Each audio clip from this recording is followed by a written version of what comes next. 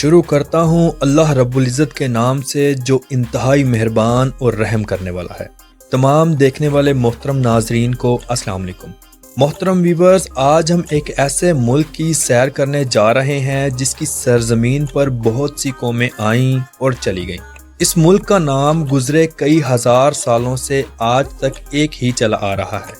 اس ملک کے نام کا مطلب عربی میں ہے لسی۔ اس ملک میں 15 سے زائد مذہبوں کے لوگ آباد ہیں۔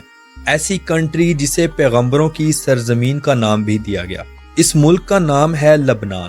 تو آج کی ہم اس ویڈیو میں آپ کو لبنان کے بارے میں وہ تمام معلومات دیں گے جو آج سے پہلے آپ نہیں جانتے ہوں گے۔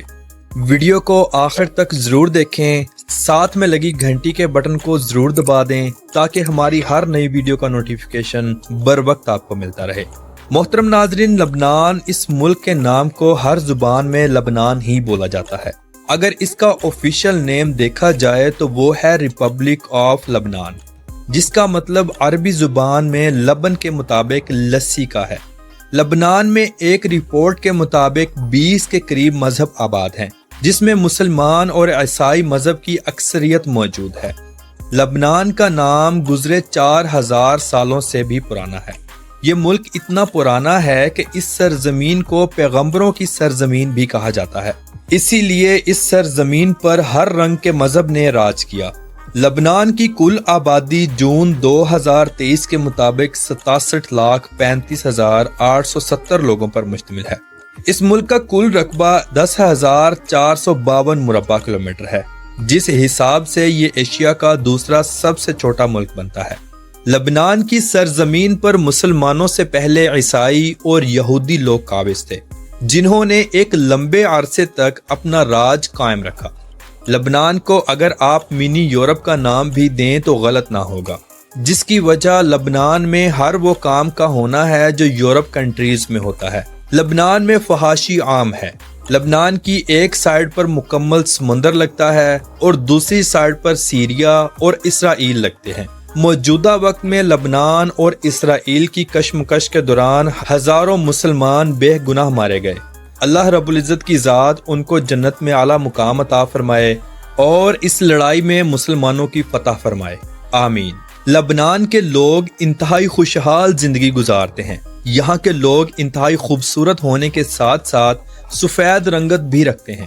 لبنان یورپ کے قریب ہے اور ایشیا کے آخر میں۔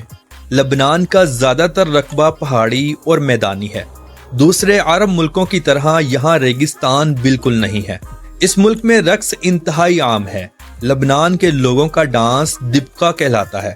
اس کے علاوہ لبنانی بیلی ڈانس بھی کیا جاتا ہے۔ یہاں کے لوگوں کا لباس انتہائی فحش ہے، ایسا لگتا ہے یہاں مسلمان نہیں بستے۔ لبنان میں ایک ایسی جھیل بھی موجود ہے جو پوری دنیا کے وزٹرز کا مرکز بنی رہتی ہے۔ اس جھیل کا نام ہے قارون جھیل، جسے انگلش میں لیک آف قارون کہا جاتا ہے۔ اس جھیل میں آپ کشتی کی مدد سے وزٹ کر سکتے ہیں، لیکن یہاں نہا نہیں سکتے۔ لبنان میں ایک بہت بڑا عورت کا مجسمہ بھی کھڑا ہے، جسے لیڈی ماریان کہا جاتا ہے۔ لبنان کا سب سے قدیم شہر بائبلس ہے اور اس شہر میں آبادی پورے لبنان کے شہروں سے زیادہ ہے، یعنی یہ شہر آبادی کے لحاظ سے سب سے بڑا ہے۔ یہ شہر دنیا کا قدیم ترین آباد شہر ہے۔ وزٹرز یہاں ضرور آتے ہیں۔ لبنان میں بالبت کے مندر بھی موجود ہیں اور اس شہر کا نام بھی بالبت ہے۔ حضرت الیاس علیہ السلام بھی اسی شہر بالبت کے رہنے والے تھے۔ لبنان دنیا میں رقبے کے لحاظ سے 37ویں نمبر پر آتا ہے۔ وقت کے حساب سے لبنان پاکستان سے 2 گھنٹے پیچھے ہے۔ دنیا میں لبنان آبادی کے لحاظ سے 113ویں نمبر پر آتا ہے۔ لبنان میں ٹورسٹ بہت زیادہ آتے ہیں۔ زیادہ تر ٹورسٹ یورپ سے لبنان کا وزٹ کرنے آتے ہیں۔ ایک رپورٹ کے مطابق ہر سال لبنان میں 25 لاکھ سے زائد لوگ وزٹ کرنے کے لیے آتے ہیں۔ محترم ویورز، اس ملک کا موسم گرمیوں میں بھی دوسرے عرب ملکوں سے ٹھنڈا رہتا ہے۔ لبنان میں زیتون کا استعمال بہت زیادہ کیا جاتا ہے۔ اس ملک میں دیودار اور زیتون کثیر تعداد میں ہوتے ہیں۔ لبنان کے جھنڈے میں بنا ہوا درخت بھی دراصل دیودار کا ہی ہے، جو لبنان کا قومی درخت ہونے کی حیثیت بھی رکھتا ہے۔ اس ملک کی معیشت کا دار و مدار دوسرے عرب ملکوں کی طرح تیل اور گیس پر مبنی نہیں ہے۔ لبنان میں سونا کثیر مقدار میں پایا جاتا ہے، یعنی سونے کے ذخائر۔ کہتے ہیں دنیا میں سب سے پہلے حروف لبنان کی سرزمین پر لکھے گئے۔ جو آج ہم لکھتے ہیں یہ لبنان کی ایجاد ہے۔ لبنان کی اگر تاریخ میں دیکھا جائے تو سب سے پہلے بحری جہاز یعنی کشتی رانی کا ایجاد بھی لبنان میں ہی کیا گیا۔ لبنان کی سرزمین پر کئی انبیاء اکرام آئے اور کئیوں کا یہاں سے گزر ہوا۔ اس سرزمین کو آثار قدیمہ کی سرزمین بھی کہا جاتا ہے۔ لبنان کی سرزمین کو سکندر اعظم نے بھی فتح کیا۔ لبنان کی سرزمین کئی صدیوں تک مسلسل جنگوں کا شکار رہی۔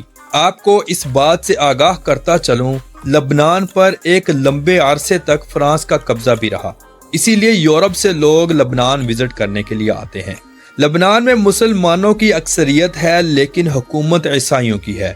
لبنان نے فرانس سے 1943 میں آزادی حاصل کی اور آج تک ایک آزاد ملک کی حیثیت سے دنیا میں موجود ہے۔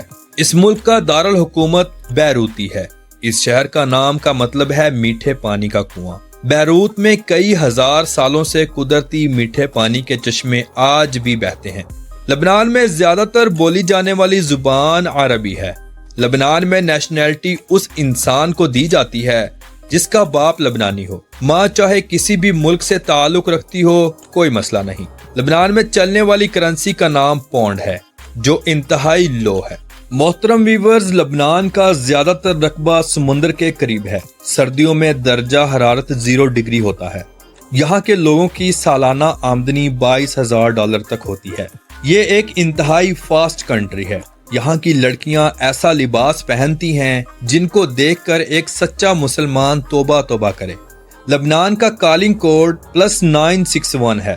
یہاں ٹوٹل 8 ایئرپورٹس موجود ہیں۔ لبنان میں ریلوے سسٹم بھی موجود ہے جو ایک شہر کو دوسرے شہر سے جوڑتا ہے۔ لبنان میں 2 بندرگاہیں ہیں، ایک بندرگاہ جس کا نام بیروت ہے اور دوسری بندرگاہ جس کا نام تریپولی ہے۔ اس ملک میں بہت سے رنگ، نسلوں اور قوموں کے لوگ آباد ہیں۔ اس ملک میں پورے عرب ملکوں سے زیادہ عیسائی لوگ پائے جاتے ہیں۔ لبنان کے لوگ انتہائی ملنسار اور محبت کرنے والے ہیں۔